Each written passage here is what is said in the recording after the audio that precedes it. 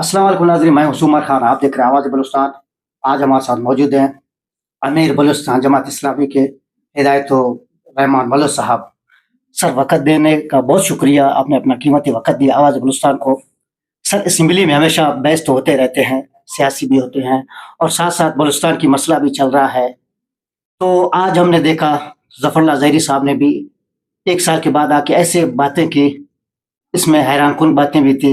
उसने कहा कि बलूचिस्तान में इस वक़्त जो बलोच हैं वो हुकूमती कर रहे हैं, लेकिन हुकूमत का कोई राइट नहीं है। आप क्या कहेंगे सर? बिस्मिल्लाहिर्रहमानिर्रहीम। बहुत शुक्रिया। जफ़र ज़हरी साहब खुद वज़ीर दाखिला रहे हैं, साबिक़ा कई सालों में हुकूमतों में रहे हैं, एक नवाब फैमिली से उनका ताल्लुक़ है, बहुत सारे माजी के राजों को भी जानते हैं, डेथ स्क्वाड को भी जानते हैं, मुजरमों को भी जानते हैं। हम लोग सादा हैं, इतना खुद नहीं जानते। इसलिए ये जो हक बात आज उसने की है, अगर ये हर असम्बली इजलास में आते इसी तरह हक बात कहते और हर वक्त इसी तरह हुकूमत पे तनकीद करते, तो इससे मेरे ख्याल में बलूचिस्तान के लोगों को फ़ायदा होता, हुकूमत के भी असल चेहरा लोगों के सामने आता। लेकिन ज़ाहिर है इसमें हकीकतें भी थी कि बलूचिस्तान में हुकूमत की कोई रेट नहीं है, सिर्फ ज़ुबानी हद तक बातें हैं कि हम रेट को चैलेंज नहीं होने देंगे, लेकिन रेट तो रोज़ाना चैलेंज हो रहा है।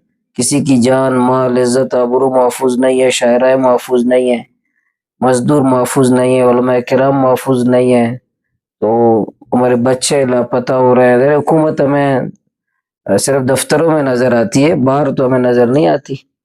सर, आप क्या देखते हैं सरफराज भुगती की हुकूमत कितना अरसा मज़ीद चलेगी, अगर ये हालात रही तो?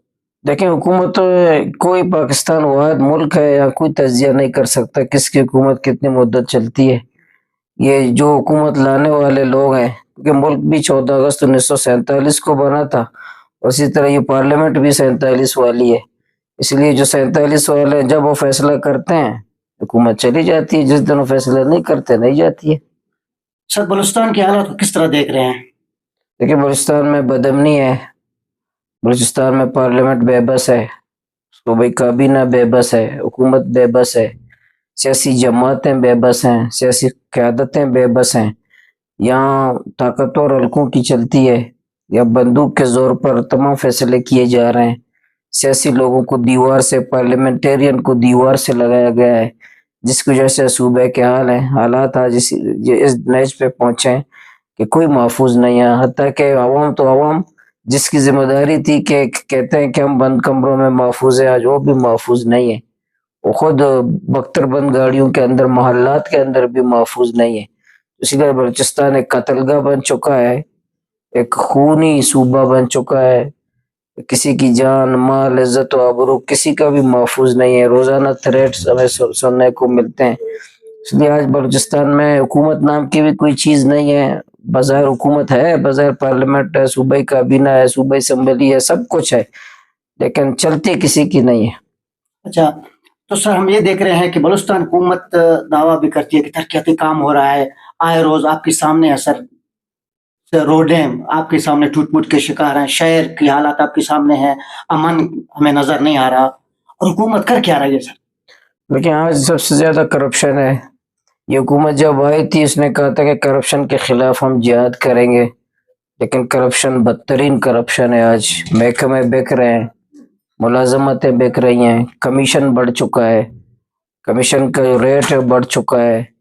इसी तरह दफ्तरों में ब्यूरोक्रेसी बहुत ज्यादा फिरौन बन चुकी है। हमारे तरक्याती कामों का रफ्तार सबको पता है, 200 अरब रुपए तरक्याती बजट में, इसमें तो 30 35 40 एक सर्वे के मुताबिक तो 70 80% करप्शन होता है बलूचिस्तान में। सिंध और बलूचिस्तान का मुकाबला है करप्शन में, और उसमें बलूचिस्तान आगे है। यानी बलूचिस्तान करप्शन में बहुत आगे है।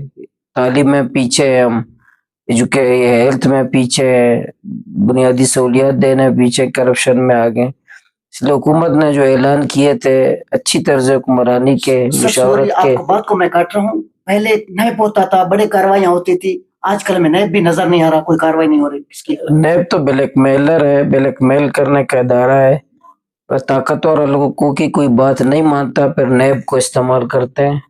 वफादारी तब्दील करने के लिए नैब को इस्तेमाल करते हैं, पार्टी तब्दील करने के लिए नैब को इस्तेमाल करते हैं।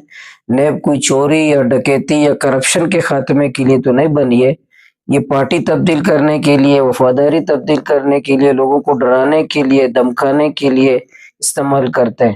اگر آپ میرے ہیں تو آپ جتنا بھی پورا ملک کی چوری کر دیں نیب آپ کو نہیں پکڑے گا. جس دن آپ مجھے چھوڑ دیں گے اس دن آپ کو فوراً انڈے کی چوری پہ بھی نیب آپ کو پکڑ لے گا، کیونکہ نیب تو انہی کا طاقتور حلقوں کا ایک اعلی کار ہے، کاسا لیس ہے، اس کے اشاروں پہ ناچتے ہیں. اچھا سر، صحافیوں پہ جو پابندی لگائے آپ کیا سمجھتے ہیں؟ دیکھیے سب پہ پابندی، آپ سے پہلے 26ویں آئینی ترمیم میں عدلیہ پہ پابندی لگی. ججز کو پہلے بھی جج کو سے انصاف دیتے تھے، لیکن ان میں سے بھی ایک نکلتا تھا، کوئی کہتا تھا میں حق فیصلہ دوں گا، انصاف دوں گا.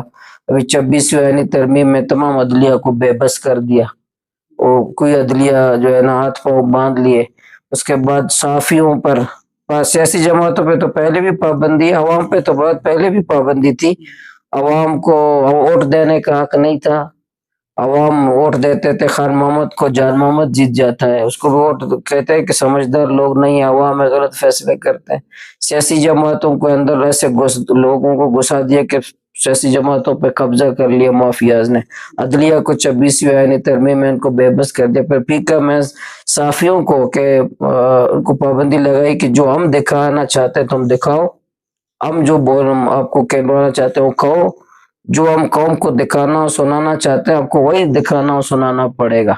یہ ایک ڈکٹیٹر ہے، ایک جمہوریت بظاہر ہے لیکن بدترین ماشاء اللہ ہے آج ملک اس میں تو عوامی مسئلے بڑھتے جائیں گے اگر صحافی منہ بند کریں گے. تو بڑھ گئے، کون سے مسئلے حل ہو رہے ہیں؟ کہاں یہ ہمارے ملک کے مسائل حل ہو رہے ہیں؟ ہر طرف ہم ٹی وی دیکھتے ہیں تو ہمیں میت موت نظر آتا ہے. اب حتیٰ کہ موبائل میں بھی نمبر ڈائل کرتے ہیں اس میں بھی موت کا، بیماری کا ذکر ہوتا ہے. اچھی خوشخبری نہ موبائل نمبر ڈائل کرنے میں نہ ٹی وی کے اسکرین میں، کسی جگہ اچھی بات نہیں ہے. اچھی بات صرف اس ملک میں ایک ہے، حکمران ہمیں بتاتے ہیں کہ پاکستانی قوم کو خوشخبریوں کا آئی ایم ایف سے پہلا قسط مل گیا. وہ نہیں، وہ آئی ایم ایف کا پہلا قسط مل گیا، یہ خوشخبری ہم سنتے ہیں، باقی تو یہ موت ہی موت ہے. سر ٹائم دینے کا بہت بہت شکریہ. بہت شکریہ. اتنا ہی. سوما خان کو دیجیے اجازت. اللہ نے